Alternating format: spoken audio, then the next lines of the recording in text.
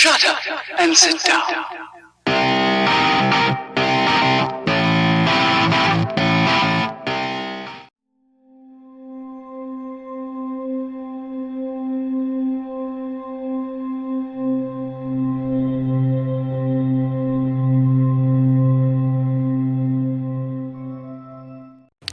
Bago ako magsimula sa ating kwento, ay nais ko lamang pasalamatan ang bumubuo ng Lihim na Aral Family.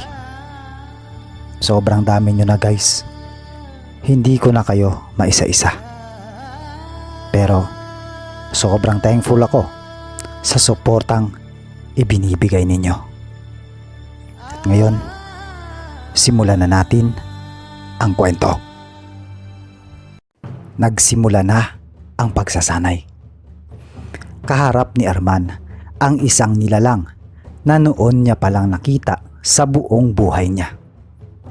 Napakalaki nito at mukhang napakabangis, pero pansin niyang hindi ito kumikilos at nakatitig lang ito kung saan siya nakatayo.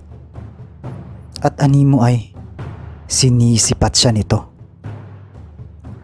Nung akmang tatakbo siya, biglang umangil ang nilalang at sinugod siya nito. Mabilis siyang tumakbo, papasok sa kakahuyan sa tabi ng daan. At agad na nagkubli sa isang malaking puno. Pinakikiramdaman niya ang nilalang. At akmang sisilip siya mula sa likuran ng puno. Naramdaman niya ang malakas na paghinga mula sa kaliwang tenga niya. Kaya dumikit siya ng husto sa puno at hindi gumawa ng kahit na anumang ingay. Inaamoy siya ng nilalang, pero napansin niyang hindi siya nakikita nito. Kaya nasabi niya sa sarili niya, alam ko na kung paano ako makakaalpas sa nilalang na to. Wika niya sa sarili niya. Habang naglalakad ng marahan ang nilalang, sinundan ni Arman ang mga bakas ng paa ng nilalang na yon. At sa tuwing lilingon ito, humihinto si Arman. At pansin niyang hindi talaga siya napapansin o nakikita ng nilalang. Kaya tuloy lang ang ginagawa niyang paggaya sa kilos ng nilalang. Hanggang sa nakalabas siya ng gubat. Napansin niya kasing ang amoy niya ang sinusundan ng nilalang at hindi ito nakakakita ng mga hindi kumikilos na bagay. Paglabas niya sa gubat, agad niyang nakita si Enteng na nakasandal sa isang puno. Oh, buti naman, di mo naisip makipagbugbugan doon. Wika ni Enteng na noon ay ngingisi-ngisi lang. Andyan ka lang naman pala, hindi mo man lang ako tinulungan. Wika ni Arman kay Enteng. Ha? Kanina bang pagsubok to? Sa akin ba? Tugon ni Enteng. Tara na. Lumakad na tayo. Pero mahusay ang ginawa mo. Mabilis mong pinagana ang isip mo, Arman. Isa itong mahusay na palatandaan ng isang manggagamot. Hindi lahat ng kalaban kailangan daanin sa isang madugong labanan. Minsan, sa patalasan ng utak yan. Wika ni Enteng. Enteng, malayo pa ba tayo sa lugar na pinagsanayan mo? Muling tanong ni Arman. Andito na tayo pero bukas na natin itutuloy ang pagsasanay mo. Kasi gabi na. At hindi mo gugustuhin ang mga nilalang na makakasagupa mo dito. Wika ni Enteng. Nung mga oras na yon, nasa gitna sila ng isang maliit na kapatagan na wala halos puno at manipis na damo lang ang kinatatayuan nila. Arman, dito na tayo magpahinga sandali lamang at mag-iipon ako ng kahoy na gagamitin natin sa pagsisiga. Wika ni Enteng. At si Arman naman ay nag-ipon ng mga tuyong dahon upang gawing higaan. Pagbalik ni Enteng ay kaagad na itong nagpaningas ng apoy at nag-ikot sa buong paligid habang nagdadasal. Napansin ni Arman na ibang salita ang gamit ni Enteng sa pagdadasal. Enteng, anong ginagawa mo? Bakit mo dinadasalan yung paligid? At bakit ibang lingwahe ang gamit mo? Tanong ni Arman sa maestro. Hindi yun dasal. Engkantasyon ang tawag doon. Magkaiba ang dasal sa engkantasyon. Ang dasal ay isang usal na may pinatutungkulan at ang engkantasyon naman ay mga usal na may isinasamo. Mga bagay na ituturo ko sa iyo habang nakaupo tayo ngayong gabi. At siya mong dapat maunawaan una sa lahat. Wika ni Enteng. Handa po ako, maestro. Tugon naman ni Arman. Ang pagpapagana ng mga orasyon at engkantasyon ay nakadepende sa konsentrasyon mo. Hindi lamang basta binibigkas ang mga ito. Kailangan ding isabuhay mo ang mga ito, lalo na kapag inuusal mo ay ang mga orasyong pangkumbate. Kailangan nakadikit ito sa kaluluwa mo. Pangangaral ni Enteng sa kanya. Si Arman naman ay masugid na nakikinig. Ngayon Arman, magsisimula ka sa pagtutuon ng iyong isipan sa isang gawain. Pag-iibayuhin ito ang iyong konsentrasyon. Naglabas ng 2 patpat si Enteng. Iniabot niya ito kay Arman. Maestro, ano pong gagawin ko sa mga patpat na ito? Tanong ni Arman. Ang katawan ng tao ay may taglay na enerhiya. At dahil sa enerhiyang ito, nakakalikha ang ating katawan ng isang uri ng liwanag na hindi nakikita ng isang ordinaryong mata. Ang tawag dito ay aura. Sa pamamagitan ng mga patpat na yan, gusto kong ituon mo ang lahat ng enerhiya mo papunta sa hawak mo. Simulan mo sa paghinga ng malalim, Arman.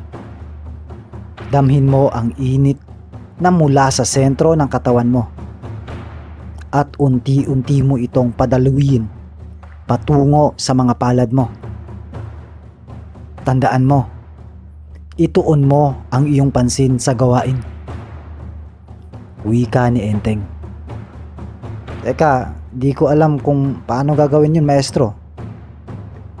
At agad niyang iniabot ang mga patpat kay Enteng. Manood ka, Arman. Ipinagdikit ni Enteng ang 2 patpat na parang nakaekis. At huminga ito ng malalim. Sabay pikit.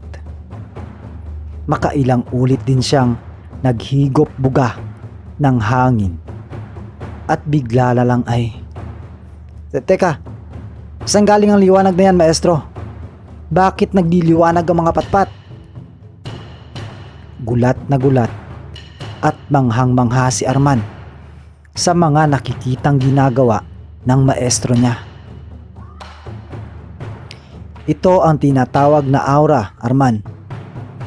Ang patpat na ito ay isang uri ng mahiwagang tangkay na may kakayanang higupin ang enerhiya ng taong humahawak dito. Maaari mong gamiting sandata ang patpat na ito.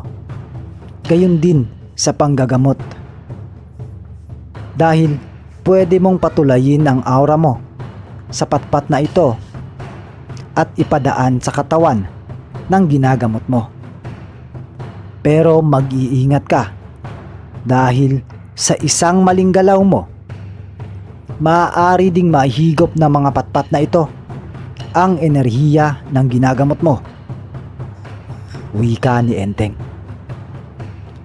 Sige po, maestro. Tatandaan ko ang lahat ng sinasabi mo. Tugon ni Arman. At agad niyang inabot mula sa maestro niya ang mga patpat. Tandaan mo, ang susi sa malalim na konsentrasyon ay ang maayos na paghinga. At nagsimula si Arman na gawin ang itinuro sa kanya ng kanyang maestro. Pero inabot lang siya ng umaga. Walang nangyari. Maestro, bakit naman po walang nangyari? Sinunod ko naman ang mga habilin ninyo. Ano po bang mali, maestro? Tanong ni Arman. Masyado ka kasing nagmamadali. Hindi lahat kailangang madaliin, Arman. Minsan, kailangan din ng iba yung pasensya bago ito makamit o matutunan. Wika ni Tata Enteng. Napakahirap po pala ng ganitong pagsasanay. Hindi ko alam kung kakayanin ko to. Malungkot na tugon ni Arman. Huwag kang panghinaan ng loob. Nagsisimula ka pa lang. Kaya magpakatatag ka. Mas malalaking pagsubok pa ang iyong pagdadaanan. Tugon ni Tata Enteng. Sisikapin ko po, maestro. Buong araw na ganoon lang ang ginawa ni Arman. Nakaupo sa ilalim ng isang puno habang hawak-hawak ang dalawang patpat. Nakapikit ang mga mata at tatayo lamang siya kung oras na ng pagkain. Nagtuloy ang ganoong gawain sa loob ng 2 linggo. Inakala din ni Tata Enteng na wala nang pag-asang matutunan ni Arman ang pagpapalabas ng enerhiya mula sa kamay niya patungo sa mga patpat. Ngunit ginulat siya ni Arman ng isang umaga. Pagmulat nito, agad niyang tinungo ang lugar na pinagsasanayan ni Arman. At laking gulat niya na iwinawas-iwas na ni Arman ang 2 nagliliwanag na patpat. Magaling, Arman. Mukhang hindi ako nagkamali sa pagtuturo sa'yo, pero ang pinagtataka ko, paano mo itong nagawa? Bungad sa kanya ng maestro niya, na noon ay manghang-mangha. Medyo nagulat din ako, Manong, pero may isa akong napansin doon sa itinuro mo sa akin. Hindi ko pala kailangang padaluyin sa kamay ko ang enerhiya. Wika ni Arman. Ha? Anong ibig mong sabihin, Arman? Tanong ni Tata Enteng. Direkta kong inilipat ang enerhiyang mula sa katawan ko patungo sa patpat sa pamamagitan ng isipan ko. At natuklasan kong hindi lamang pala sa patpat na ito maaaring ilipat ang enerhiyang nasa katawan natin. Pagmasdan mo po ito, Manong. Sabay kumpas ng kamay at turo sa isang bato. At laking gulat ni Enteng nang bigla itong pumutok, na animo ay sinadya itong pasabugin. At dagdag pa ni Arman, ang enerhiyang tinutukoy ninyo ay hindi lamang sa katawan natin nagmumula. Dumadaloy ito sa lahat ng may buhay sa paligid natin. Ang kailangan lamang ay matutunan natin itong ipunin at ituon sa pinakasentro ng ating pagkatao. Wika ni Arman. Sa noon ay manghang-manghang maestro niya. Wala akong masabi, Arman. Napakagaling mo. Nalampasan mo ang pagsasanay ko. Alam mo bang matagal na panahon ko itong pinag-aralan? Nakangiting wika ni Enteng sa kanya. Sus, ayaw pa ba, Manong? Sigurado ang sinasabi niyong matagal mga 1 linggo, no? Tanong ni Arman kay Enteng. Hindi, Arman. Hindi 1 linggo. 10 taon. Sabay lakad palayo. Halika na. Kailangan na nating bumalik sa bahay ng iyong ama. Tiyak, matutuwa siya sa malalaman niya. Wika ni Tata Enteng.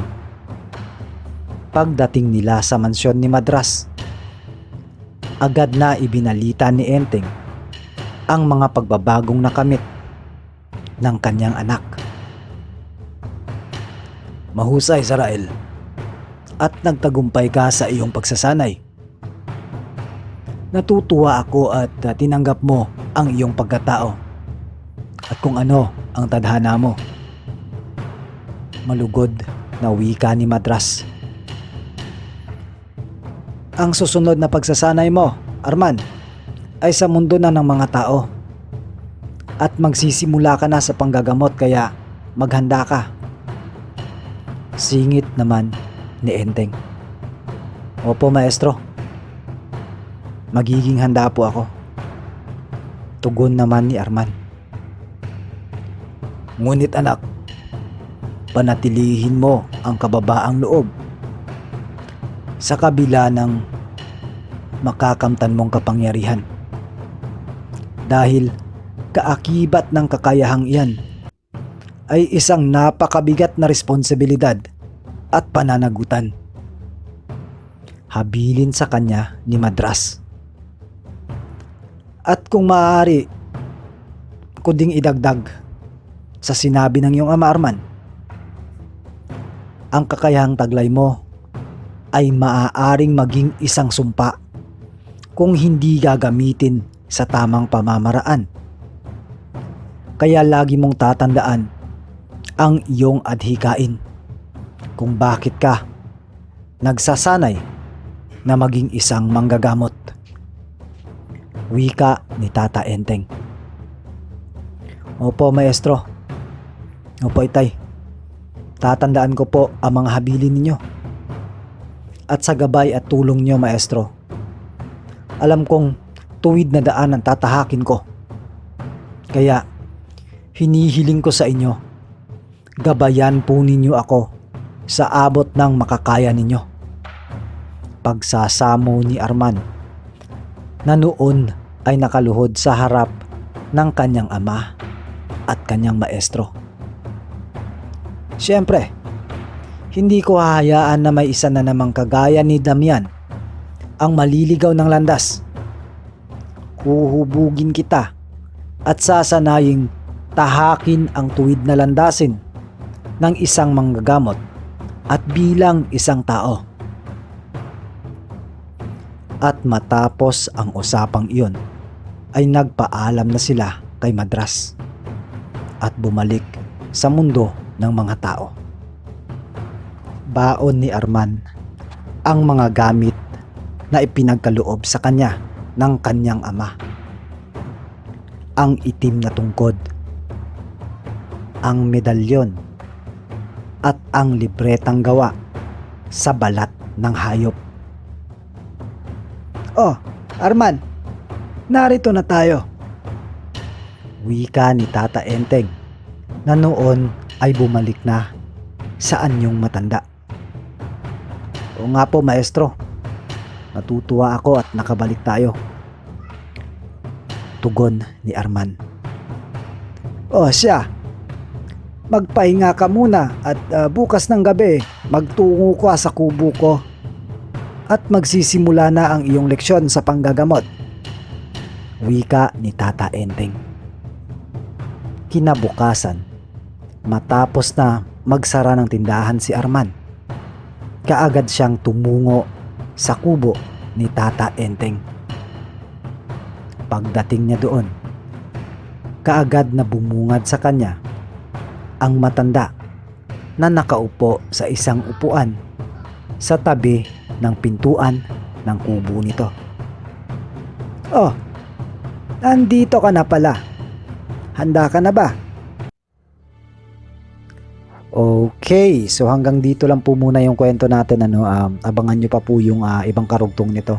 Part 6 pa lang po to, medyo mahaba-haba pa po ng kwento na to kasi napaka-amazing po nung pagkakasulat nitong si Arman ng kwento niya. Alam ko medyo skeptical yung iba dun na ganito pala ang kakayanan ng isang anak na engkanto. Pero guys, subaybayan ninyo dito sa mga segment na to, dito sa mga parts na to. Dito ko na po o dito natin ilalahad kung bakit sumpa ang titulo o pamagat ng kwentong ito. Kaya medyo abang-abang lang tayo guys sa mga karugtong nito ha. Napaka-exciting po ng kwento na to, napakaganda. Kahit po ako nung ini-edit ko po itong kwento ni Arman guys, sobrang namamangha din po ako. Ngayon po, alam ko na yung feeling ni Pinuno kapag nag-i-edit siya ng kwento na pinadala sa kanya guys.